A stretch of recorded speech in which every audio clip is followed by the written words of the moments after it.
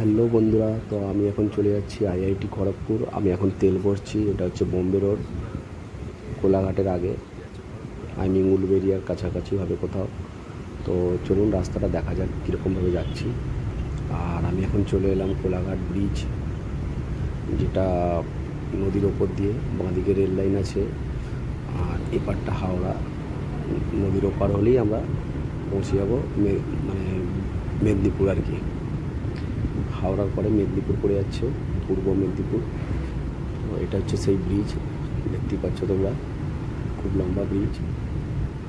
আর এটা পার করলেই কোলাঘাটে যে আমরা যেখানে আমরা দীঘা যাওয়ার জন্য দাঁড়াই বা রেস্ট করি বা খাই টিফিন, সেই হোটেল এরিয়া। আর ওদিকে আছে পাওয়ার হাউস, তার পাশে রেমকো সিমেন্টের ফ্যাক্টরি। আপনারা অনেকেই জানেন হয়তো, রেমকো সিমেন্টের ফ্যাক্টরি আছে, পাওয়ার হাউস আছে। কারণ পাওয়ার হাউস যেখানে থাকবে সেখানে ফ্যাক্টরিও থাকবে, সিমেন্টের ফ্যাক্টরি। আর সামনে যে ব্রিজটা দেখতে পাচ্ছ, এখান থেকে বাঁদিকে চলে গেলে আমরা দীঘা চলে গেলাম, আর সোজাটা যাচ্ছে একদম বোম্বে, চেন্নাই।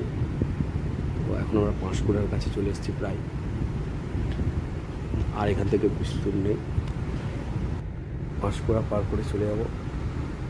তারপরে এখান থেকে গেলে আমরা একদম মেন জায়গা আসবে ডেবরা। ডেবরা টোল পার করতে হবে। ডেবরা টোল পার করলে সেখান থেকে আরও অনেকটাই যেতে হবে খড়গপুর আইআইটি। খড়গপুর টাউনের ভেতর দিয়ে রেল ব্রিজ পার করে তারপরে খড়গপুর আইআইটি। সত্যি খুব সুন্দর জায়গা, একদম মানে কী বলবো, ঝাঁচকচকে পরিষ্কার পরিচ্ছন্ন। আর এই হচ্ছে ডেবরা টোল। এখানে টোল পার করবো। টোলে একটা গাড়ি আছে, সেই গাড়িটা বেরিয়ে গেলে আমাদের টোলটা কাটবে।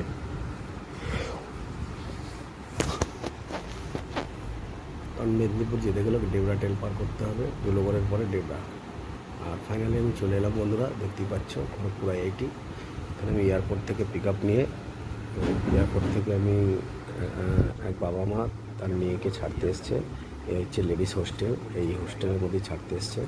আর বিশাল বড়, বিশাল এরিয়া ক্যাম্পাস। আমি তো প্রথম এই ঢুকলাম ক্যাম্পাসের ভেতর, কোনোদিন ঢুকিনি, লাগেজ ছিল বলে ভেতরে যেতে হয়েছিল। আর গেট থেকে অনেকটা দূরে, প্রায় 2-2.5 কিলোমিটার দূরে। এখানে আরও চারিদিকে আরও সব আছে, নানান ধরনের বয়েজ আছে। এটা যেমন গার্লস খেলার মাঠ, ওখানে দেখতেই পাচ্ছেন সব খেলছে। খুব সুন্দর, পরিষ্কার পরিচ্ছন্ন। মানে দিনের আলো হলে আমি আপনাদের দেখাতাম বন্ধুরা যে কতটা সুন্দর, কতটা পরিষ্কার। যদিও সন্ধ্যে হয়ে গেছে। তো চলুন আমরা এখান থেকে এবার বেরিয়ে পড়েছি। বেরিয়ে ডিনার করতে হবে। ক্যাম্পাস এরিয়াগুলো দেখে নিই, বিল্ডিংগুলো খুব সুন্দর।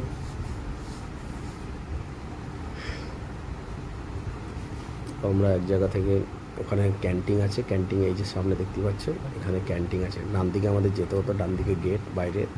আর আমরা সোজা যাবো এখন, যেখানটায় যাব এখানে সামনেই ক্যান্টিন আছে।